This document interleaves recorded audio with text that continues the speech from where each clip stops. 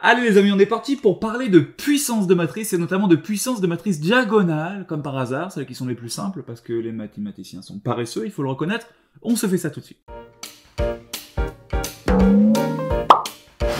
Alors, qu'on soit bien clair, si je vous demande de calculer ça à la puissance 4, vous avez plusieurs options. La première, c'est de dire, une matrice à la puissance 4, c'est A fois A fois A fois A, autant de fois qu'il faut pour arriver au même nombre de A que la puissance qu'elle a.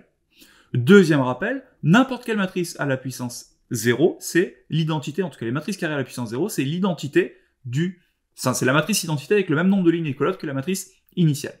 Ça, c'est une parenthèse parce qu'on va utiliser là.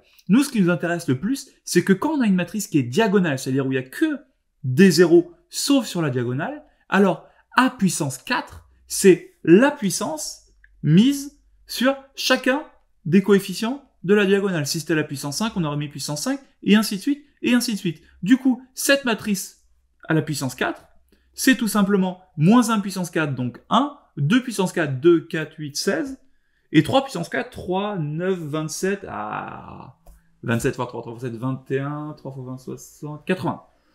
Ouh! Et évidemment que des zéros partout ailleurs. Félicitations, vous savez calculer les puissances de matrices diagonales.